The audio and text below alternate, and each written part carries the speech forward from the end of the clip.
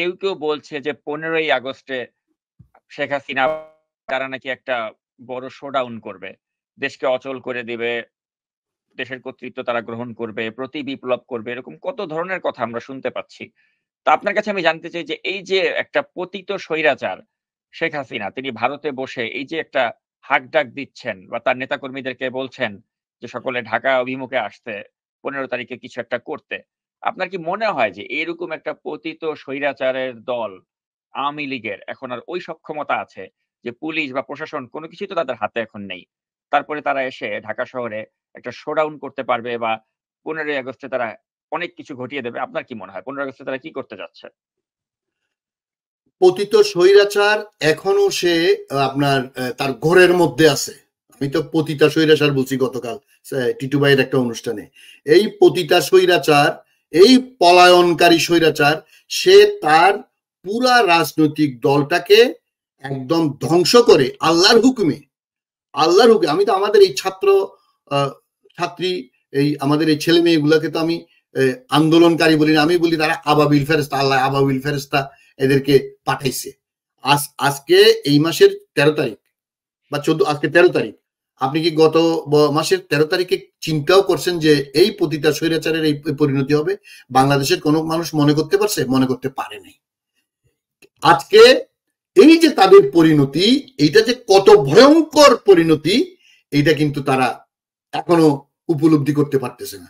তারা এখনো আপনার ক্ষমতার লক্ষ হাজার কোটি টাকা পাচার, এখনো আপনার এই যে গণভবনের, এখনো বঙ্গভবনের, প্রধানমন্ত্রীর কার্যালয়ের তাদের যে শান শওকত, মানে এটা এলাহি কারবার না, এগুলো ঘোরের মধ্যে আছে। এরা 15-17 বছর ক্ষমতায় থেকে তারা যে ঘোরের মধ্যে ছিল এখনো ঘোরের মধ্যে থেকে বাইরে পারে নাই। আলটিমেট পাওয়ার কি Mister Sakib? Is the people. আমাদের মুসলমানরা আমরা আল্লাহর শক্তি তো সবচেয়ে বড় শক্তি মনে করি, অবশ্যই সেটা আছে। এরপরে হচ্ছে পিপলস পাওয়ার। বাংলাদেশের 18 কোটি মানুষের মধ্যে কয়েক লক্ষ বাদ দিলে মুক্তিযুদ্ধের সময় যেটা আমরা বলতাম যে কিছু রাজাকার ছাড়া 7.5 কোটি মানুষের মধ্যে যদি আপনি 50 লক্ষ বাদ দেন, 7 কোটি ছিল স্বাধীনতার পক্ষে। 18 কোটি মানুষের মধ্যে যদি আপনি এখন 50 লাখ 60 লাখ বাদ দেন, বাকি সব মুক্তিকামী মানুষ। এই মুক্তিকামী মানুষের বিরুদ্ধে এতদিন যে জগদ্দল পাথর, এই যে ব্রুটালিটি চালাইছে, প্রতিটা মানুষ জেগে উঠছে। আপনি চিন্তা করতে পারেন যে ওয়ার্ড লেভেলে, আপনার ইউনিয়ন লেভেলে পর্যন্ত সব পালায়া চোরের মতো একদম নিশ্চিহ্ন হয়ে গেছে আওয়ামী লীগ। কেউ কথা বলতেছে? 2-1 ছাড়া। আপনি এই যে গোপালগঞ্জে কয়দিন দেখলেন কতগুলো গুন্ডা করছে। আর 15ই আগস্টে তাদের যে প্ল্যান, এটা প্ল্যান সি, আপনিও মনে হয় লিখছেন, আরো অনেকে লিখছে। প্ল্যান এ শেষ, প্ল্যান বি হ্যান্ড প্ল্যান সিটা কি? প্ল্যান সিটা হচ্ছে মাইনরিটি কার্ড, সাম্প্রদায়িক কার্ড, যেটা একটু আগে আমি বললাম। এরা আমাদের হিন্দু ভাই বোনদেরকে নামিয়ে ওখানে ছাত্রলীগ, স্বেচ্ছাসেবক লীগ, আওয়ামী লীগ, গুন্ডা লীগ, এরা ভিতরে ঢুকে যে বিশ্বকে দেখাইতে চাচ্ছে যে বাংলাদেশে রিভলিউশনের নামে, আওয়ামী লীগকে টপল করার নামে, শেখ হাসিনাকে দৌড়ানোর নামে এখানে সাম্প্রদায়িকতা, বিশেষ করে ওয়েস্টকে দেখার জন্য। কারণ ওয়েস্ট আবার এই মাইনরিটি নিয়ে খুবই উদ্বেগ প্রকাশ করে সব সময়। এটা ঢাকা এবং চট্টগ্রামে বিশেষ করে দুইটা এলাকায় তারা হিন্দু ভাইদেরকে নামিয়ে দিয়ে, চট্টগ্রামের চেরাগি পাহাড়, ঢাকায় শাহবাগ। কিন্তু এই কার্ড ভেরি লজিক্যালি এবং ভেরি আমি বলবো নেচারালি এটা হারতে বাধ্য এবং হেরে গেছে, এবং টুকিটাকি এখনো যা আছে এগুলো হেরে যাবে। কেন হেরে যাবে? কারণ বাংলাদেশের মানুষ যেমন বুঝে, সারা বিশ্ব তেমন বুঝে। আপনি দেখেন ভারতের মিডিয়া, পশ্চিমবঙ্গ এবং দিল্লির যে মিডিয়া বা মুম্বাইয়ের যে মিডিয়া, বাংলাদেশ সম্পর্কে ন্যূনতম আইডিয়া নাই। আমি গতকাল চন্দন নন্দীর সাথে কথা হয়েছে আমার। চন্দন নন্দী আমাকে বলে যে এদের মিডিয়া আমাকে ফোন করে জিজ্ঞেস করে, can you tell us what is happening in Bangladesh, because that don't know. তারা মনে করে Bangladesh is a state like Bihar, মানে ইন্ডিয়ান বিহারের মতো মোস্ট অনুন্নত একটা দেশ, এখানে আমরা সব জঙ্গি। মানে they think that Bangladesh is a nothing with the country of Jongis because we are Muslim. তাদের সাইকোটা এত খারাপ যে বাংলাদেশে এত বড় একটা দেশ, এখানে যে আমাদের কত ভালো কিছু হওয়ার কথা ছিল, কত ভালো কিছু হচ্ছিল, এই তাদের পণটা, তাদের এই চতুর্থ শ্রেণীর মহিলাটাকে তারা ইনস্টল করে আমাদের যে সমস্ত সম্ভাবনা ধ্বংস করে দিছে। এই যে আমাদের নুরুল কবির সাহেব যে কথাটা বলতেন যে ভারত আমাদেরকে উঠতে দেওয়া মানে তাদের 36টা এথনিক জাতিকে উত্থান করা, এটা তারা মনে করে।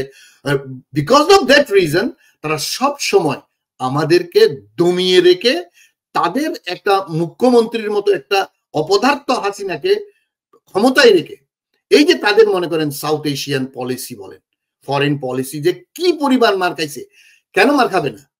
কারণ তারা গায়ের জোরে, তারা ইচ্ছা করে আমাদেরকে মেলাইন করে, আমাদেরকে ছোট করে যে রাজনীতি করে। এবং এই যে 15ই আগস্টের কথা আপনি যে বললেন, 15ই আগস্টে তারা আসবে এবং ভারত ইনিয়ে বিনিয়ে চিনিয়ে আমাদেরকে মানে বুঝাইতে চাচ্ছে শেখ মুজিব অমুক, হাসিনা অমুক, আওয়ামী লীগ অমুক।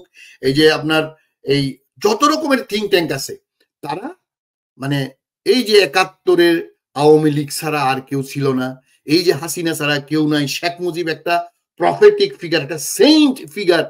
এই যে এই সেন্ট গুলাতে আমাদের এই জেনারেশন ভালো করে চিনে তাদেরকে যখন নিশ্চিহ্ন করে দিছে, তাদের স্ট্যাচু গুলোতে রাতারাতি শেষ করে দিছে। কেন শেষ করে দিছে? It is not physical elimination. Sheikh Mujib তো 75-এর 25শে জানুয়ারি রাজনৈতিক তার ডিস্ট্রয় হয়ে গেছে, কবর হয়ে গেছে। কিন্তু আমরা বাংলাদেশিরা কি করছি? আমরা শেখ মুজিবকে এখনো ওই যে স্বপ্নের ঘোরের মধ্যে আছে শেখ মুজিব। কিন্তু শেখ মুজিব যে এই 25শে মার্চ কালো রাত্রিতে সারেন্ডার করছে, আবার 10ই জানুয়ারি 72-এ এসে 2 বছরে আমাদের দেশটাকে, গণতন্ত্রকে বাংলাদেশের মানুষের সাথে যে বিট্রে করছে, আমি একটু আগে যে বর্ণনাটা দিলাম, সেটার রিভাইভাল হচ্ছে 15ই আগস্ট তারা করতে চাচ্ছে। 15ই আগস্ট বাংলাদেশের ইতিহাসটা আমাদের ছেলেরা মুছে দিছে, এখন হবে 5ই আগস্ট আমাদের নতুন স্বাধীনতা দিবস। এবং পরিষ্কার করে বলছি, Sheikh Mujib was the leader, but সব ভালো তার শেষ ভালো যার।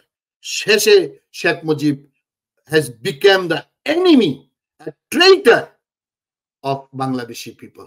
And finally his daughter Sheikh Mujib একটা বাকশাল করছিল only for 8 months, জানুয়ারি থেকে অগাস্টে এলিমিনেট হয়ে গেছে ফিজিক্যালি। কিন্তু একজন মানুষকে হত্যা করলে সে রিভাইভ করে সিম্পেথির কারণে, সেই রিভাইভাল শেখ মুজিবের হয়েছে। But this time our new generation did the wonderful right thing, এবং তার political elimination, she herself, Hasina herself did the thing for which Aওয়ামী League will be eliminated politically. সুতরাং এটাকে নিষিদ্ধ করার দরকার নাই। আর 15ই আগস্ট কোনো ছাড় তাকে দেওয়া হবে না। বাংলাদেশের মানুষকে আমি বলবো, বাংলাদেশের আনাচে কানাচে আপনারা সজাগ থাকবেন।